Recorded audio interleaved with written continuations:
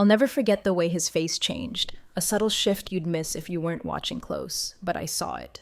A flicker in his eyes, a tightening around his jaw the instant the words left my lips. Then, just like that, he plastered on that polite smile. We were hosting a dinner party that night, just a few close friends from the city. My coworker Jessica, her husband, Mike, Tom's oldest friend, and another couple whose names honestly escape me now. Wine was flowing, conversation buzzing, and Tom, as always, was quiet at the end of the table, only speaking when someone directly addressed him. He's always been like that, Tom. Unassuming, quiet, the kind of guy who lets others take center stage. That's what drew me to him at first, his steadiness, his calm. But 20 years in, that steadiness had started to feel like just plain stuck. I can't even remember how it came up. Careers, promotions, ambitions. Jessica was saying how impressed she was with Tom's tech skills, and without even thinking, I blurted it out. Oh, Tom, he's been doing the same thing for years. He's comfortable, doesn't like to shake things up. Just a throwaway line, meant to be a joke, the kind of thing I'd said a million times, always with a smile, always light, teasing. Everyone laughed, even Tom, but this time, the laugh didn't quite reach his eyes. Looking back, I should have stopped right there. But I didn't. The wine had loosened my tongue, and I was riding the wave of everyone's amusement. God, lucky I don't bore easily, I chuckled. Not everyone can handle being married to an engineer, you know? Not exactly a thrill a minute. The room went quiet, just for a beat, but long enough for the weight of my words to land. Tom's smile wavered, barely there, but I saw it. He reached for his wine, took a long, slow sip, and the conversation moved on. I didn't think much of it then. It wasn't the first time I'd poked fun at his job in front of people, and he'd always seemed to shrug it off, not one to get worked up over small stuff, or so I thought. It wasn't until later, after everyone had left and the apartment was quiet, that I knew something was off. Tom didn't say a word as we cleaned up. He moved around our kitchen with this quiet efficiency, rinsing plates, loading the dishwasher, face like stone. Usually, he'd crack a joke, say something about the evening, but tonight, nothing. "Everything okay?" I asked, leaning against the counter, watching him. "Fine," he said, not looking at me, just fine. That one word said everything. "Tom, if this is about what I said at dinner..." He paused, his hands gripping the edge of the sink for a second. I thought he was going to wave it away, like he always did. But then he turned to face me, his eyes locking on mine, and there was something there I hadn't seen in years. "I know you like to joke, Sarah," he said, his voice calm but firm. "But tonight, that wasn't just a joke." I opened my mouth to argue, to defend myself, but the words just died in my throat.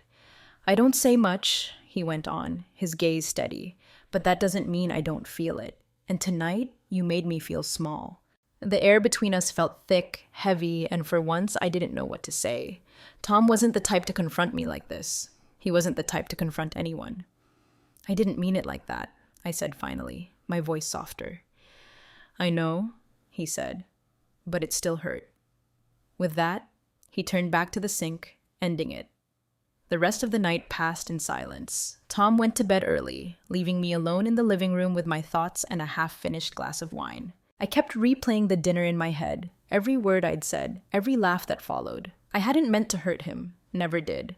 But the truth was, I'd been frustrated with him for years. Tom's job had always been steady, reliable. He worked hard, but he never pushed for more. No promotions, no new ventures, just the same routine day after day. Meanwhile, my career had taken off. I'd climbed the ladder at my marketing firm, built a name for myself, and somewhere along the way I'd started resenting Tom for being okay with less. But now, sitting there in the quiet of our Upper West Side apartment, I couldn't shake the look in his eyes when he said, "You made me feel small."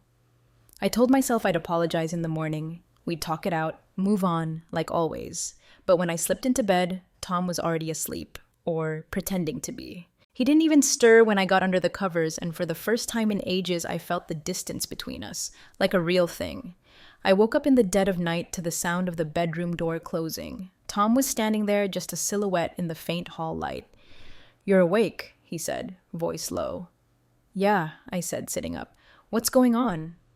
For a moment he didn't answer, just stood there watching me. Then he stepped closer, slow, deliberate. "Sarah," he said, his tone steady but with an edge I didn't recognize. "We need to talk." It wasn't a question. And right then, I knew this wasn't going to end like our usual arguments, with me brushing it off and him letting it go. This time, Tom wasn't letting it go. He stood at the foot of the bed, expression unreadable, shoulders tight, jaw clenched. But there was something else in his eyes, something I couldn't quite name. Not just anger, something deeper, sharper, like he'd been holding back for so long and now it was about to explode. "You humiliated me tonight," he said finally, voice low but steady. I started to say something, but he held up a hand, stopping me. "Let me finish," he said. "You think I don't hear those comments? That I don't care? But I do. And tonight," he paused, exhaling slowly. "Tonight, you crossed a line." The words hung there between us, heavy, final. I swallowed hard, suddenly feeling very small under his gaze. Tom had never spoken to me like this, so direct, so sure. Usually, he avoided conflict, shrugging off my digs with a soft laugh or nothing at all. But now, the quiet man I'd taken for granted was standing tall, his presence suddenly commanding in a way that sent a strange jolt through me. "I'm sorry," I said softly, my voice barely a whisper. "I didn't mean—" "No," he cut me off, his tone firm, not harsh. "You don't get to brush this off with sorry, Sarah. Not this time." I blinked, stunned. This wasn't him. But before I could say anything else, he stepped closer, his eyes locked on mine. "You've spent years acting like what I do doesn't matter," he continued, his voice quiet but intense. "Like being steady, dependable, boring makes me less of a man. But let me remind you of something, Sarah." He leaned down, his face inches from mine, his voice dropping to almost a whisper. "I'm not small, and I'm done letting you make me feel that way." The room felt electric, the air thick with tension. My heart was pounding so hard I could feel it in my throat, and I didn't know if it was fear, guilt, or something else entirely. And then, before I could even process what was happening, Tom's lips were on mine. The kiss was nothing like anything I'd felt from him in years. Forceful, insistent, like he was pouring all his frustration, all his hurt, all his anger into it. His hands gripped my shoulders, pulling me closer, and for a moment I couldn't think, couldn't breathe. When we kissed before, if we even kissed at all anymore, it was soft, almost hesitant. But this was different. Nothing hesitant about the way his hands moved to my waist, the way he pressed me back against the pillows. "Tom," I started, but he silenced me with another kiss, his mouth hot and demanding against mine. "Don't talk," he said against my lips, voice low, commanding. "Just listen." My mind was racing, but my body was reacting instinctively. My hands found their way to his shoulders, gripping him as he shifted over me. The weight of him, the heat of his skin through his shirt, it was overwhelming, consuming. And for the first time in years, I felt like I wasn't in control. Tom didn't stop. He didn't let me retreat into my usual defenses, didn't let me steer the moment in a direction that felt safer. Instead, he pushed forward, stripping away every wall I'd built between us. His hands were everywhere, tracing the curve of my hip, the line of my jaw, the small of my back. He moved with a confidence I hadn't seen in years, like he knew exactly what he was doing, exactly what I needed. "This is what you forgot," he said, his voice a low growl against my ear. "This is who I am, Sarah." His words sent a shiver down my spine, and I realized with a jolt he was right. I had forgotten what it felt like to be wanted like this, to be claimed, to lose myself in him. The night blurred into heat and desperation, whispered words and tangled limbs. Every touch, every kiss felt like a revelation, like we were rediscovering each other after years of being lost. And when it was over, when we were lying in the dark, breathing ragged, Tom reached for my hand. "I love you, Sarah," he said softly, his voice breaking the silence. "But I need you to respect me." I turned to look at him, my chest tight at the raw honesty in his eyes. "I do respect you," I said, my voice trembling. I didn't realize how much I'd been hurting you." His thumb brushed over my hand, a small, comforting gesture. "I know you didn't," he said, "but now you do." The next morning, I woke up before him, my mind still reeling. Sitting on the edge of the bed, staring out at the city skyline, I couldn't shake the feeling that something fundamental had shifted between us. For years, I'd seen Tom as predictable, reliable, safe. But now, I was starting to see the man he really was, the strength and passion he'd been hiding behind that quiet exterior. And I couldn't stop thinking about it. Over the next few days, things were different. Tom didn't bring up the dinner party again, and neither did I. But there was a new energy between us, an unspoken understanding that hadn't been there before. He started staying late at the office, focusing on a project he hadn't mentioned before. At first, I thought he was pulling away again, retreating back into himself.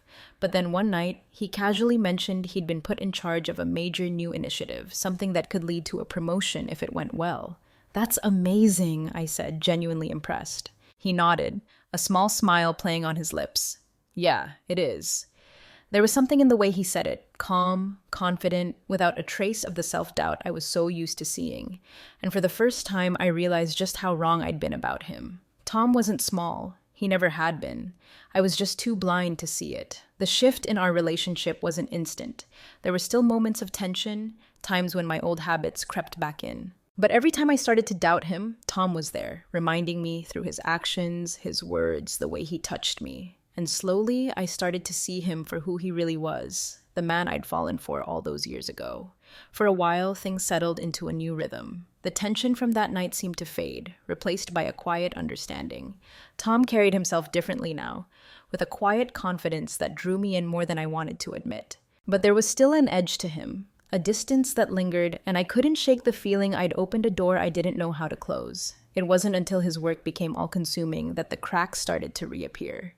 One Friday evening, Tom came home later than usual. I was in the kitchen, nursing a glass of wine, scrolling mindlessly on my phone when I heard the door open. "Hey," I called out, glancing up as he walked in. "Long day?" "You could say that," he replied, setting down his briefcase, loosening his tie. He didn't look tired, though. If anything, he looked wired, eyes sharp, movements quick. "Big project?" I asked, trying to sound casual. Tom paused, leaning against the counter. "Actually, yeah, it's going better than expected. They've asked me to present the proposal to the board next week." "That's great," I said, genuinely excited for him. He nodded, a small smile tugging at his mouth. "Yeah, it is. Could mean a lot for the company, and for me." There was something in the way he said "for me" that made my chest tighten. For years, I dismissed his career as steady but unexciting, never imagining he might have ambitions beyond the routine. And now, here he was, quietly proving me wrong. But instead of feeling proud, I felt unsettled. The following week, Tom threw himself into work like I'd never seen. Long hours at the office, coming home late, a focus that was admirable and unnerving. I told myself it was good, him finally stepping into his potential, but I couldn't shake the feeling I was being left behind. The shift in our dynamic was subtle at first. Tom wasn't the passive, easygoing man I was used to. He was confident, assertive, even in small things. In conversations, he didn't just listen, he pushed back, challenged my opinions in a way that was both frustrating and, I had to admit, exhilarating. And then there were the nights. One evening, after he got home late again, I decided to push. "You've been spending a lot of time at work lately," I said as we sat down for dinner. Tom glanced up from his plate, expression calm. "Yeah, big project. You know that." "I know," I said, trying to keep my tone light, "but it feels like you're married to your job these days." He didn't bite. Instead, he put down his fork, met my gaze. "You're not used to me being this busy, are you?" The question caught me off guard.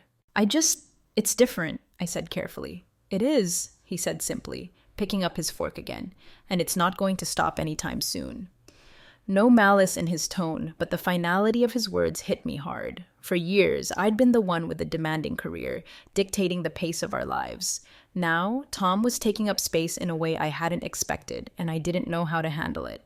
That night, lying in bed, I couldn't stop thinking about his words. The man next to me felt both familiar and foreign, someone I thought I knew completely, but who now felt like a stranger, in the best and worst ways. I rolled over, reaching for him. For a moment, I thought he might brush me off, but then his hand found mine, pulling me closer, and the tension simmering between us exploded. Not like before. This time, no hesitation, no pretenses of control. Tom was commanding, movements deliberate, assured, like he was making a point with every touch, every kiss. "You keep trying to put me in a box, Sarah," he murmured against my ear, voice low, rough, "but I'm not the man you think I am." His words sent a shiver down my spine, and for the first time in years I felt completely unguarded. No room for my usual defenses, no space for sarcasm or control. Tom had taken the lead, and all I could do was follow. The next morning, I woke up feeling like something had shifted again. Tom's side of the bed was empty, the faint smell of coffee drifting from the kitchen. When I walked in, he was standing at the counter, phone in one hand, coffee in the other. He looked up as I came in, a small smile. Morning? He said casually. Morning, I replied, still trying to process the night before. We stood there in silence, the unspoken tension lingering like a third person in the room. Then, as if sensing my thoughts, Tom set down his coffee, turned to face me. I'm not going to apologize for changing, Sarah, he said, voice steady. I know it's throwing you off, but this is who I am now, and you're going to have to decide if that's something you can handle. His words hit me like a punch. For years, I'd been steering our marriage, dictating the terms. And now, Tom was forcing me to face a truth I wasn't ready for. I wasn't in control anymore. The shift came to a head a few days later when Jessica called. Sarah, she said, voice curious, did you know Tom's company is pitching for that huge contract with MetroCorp? Mike mentioned it the other day. No, I said slowly, chest tightening. He didn't tell me. Well, it's a big deal, Jessica went on. Mike said Tom's leading the whole thing. Biggest opportunity of his career, apparently. I barely heard the rest. All I could think was how much Tom had changed and how little I'd seen. That night, I confronted him. Why didn't you tell me about the MetroCorp contract? I asked as he walked in. Tom looked at me, expression blank. Because I didn't think it mattered to you. His words cut deeper than I expected. Of course it matters, I said, voice rising. Does it? He asked, setting down his briefcase. Because for years, Sarah, you've made it clear that what I do doesn't matter. So forgive me if I didn't feel the need to share every detail. I opened my mouth to argue, but his words stopped me. He was right. I'd spent years dismissing his work, his ambitions, his value. And now he was standing his ground, refusing to let me diminish him anymore. For the first time, I realized how much I'd underestimated him. Tom's words stayed with me. For years, I'd told myself I was the ambitious one, the driving force. I'd convinced myself Tom didn't want more, was content in his comfort zone while I climbed the ladder. But now, watching him become this confident, driven man, I had to face a painful truth. I hadn't just underestimated him. I'd built my own story to justify how I treated him. That weekend, Tom had to go into the office to finalize his presentation. Normally, I'd spend Saturday running errands, meeting Jessica for brunch. Instead, I found myself drawn to his home office. His desk was meticulously organized, notes, diagrams, mock-ups in precise rows. In the center, a thick binder, MetroCorp proposal. I hesitated, then picked it up. The first page was a summary, Tom's methodical handwriting. As I read, guilt twisted in my chest. The project's scope was massive, beyond anything I'd imagined. Not just managing a team, incremental changes, he was leading a full-scale redesign for one of the city's biggest companies. Not the work of a man who was comfortable, but capable, intelligent, dedicated, and I'd belittled him for it. When Tom came home that evening, I was waiting in the kitchen, surprised to see me, wine in hand, binder open on the table. You looked through it, he said, tone unreadable, setting down his briefcase. I did, I admitted. Hope you don't mind. He shrugged, face calm, guarded. Not a secret. I gestured for him to sit, stomach twisting. Tom, I didn't realize how big this was. What you're doing. It's incredible. He was quiet, then his expression softened. Why are you telling me this now, Sarah? Because I was wrong, I said, voice trembling. I've spent years acting like your work didn't matter, like you didn't matter. And I don't know why. Maybe easier than facing my own insecurities. Maybe I was just selfish. But I see it now, Tom. I see you. His eyes softened. He reached across the table, hand covering mine. I never needed you to see me as some big-shot executive, he said quietly. All I wanted was for you to respect what I do. To respect me. I do, I said, tears welling. I really do. Over the next days, I made a conscious effort to show Tom how much I valued him, not just as my husband, but as a person. I asked about his work, listened intently as he explained his proposal, celebrated small wins, but the biggest change wasn't in how I saw him, but how he saw me. Tom's new confidence spilled into every part of our relationship. More present, assertive, willing to challenge me in ways both thrilling and humbling. One evening, after his presentation, Tom came home with champagne. We got it, he said, grin spreading across his face. You got the contract? I asked, eyes wide. He nodded. Board loved it. Want us to start next month. That's amazing, I said, hugging him. For the first time in years, I felt real pride, not just for what he'd done, but for the man he'd become. Wrapped in each other's arms, I felt a spark ignite. Not just his success or our changed dynamic, but rediscovering love and respect buried under years of complacency. That night, Tom showed me again why I'd fallen in love with him. In the bedroom, he was a mix of tenderness and intensity, touch familiar and new, every kiss, every move deliberate, reminding me of who he was. Not the man I'd imagined, but the man he truly was. "You never really saw me, Sarah," he said softly, lips brushing my ear. "But now you do, don't you?" "Yes," I whispered, voice trembling. "I see you, Tom. I see everything." The next morning, watching him leave for work, I felt clarity I hadn't felt in years. Our marriage wasn't perfect, never had been. But for the first time, I understood what it meant to truly see and value each other, flaws and all. And I knew, whatever challenges came, we'd face them together. Looking back, that night wasn't just about the bedroom. It was about breaking down walls, facing truths, rediscovering love and respect. Tom wasn't the one who needed to change. I was. And in doing so, I found the man I'd been missing, the man who'd been there all along.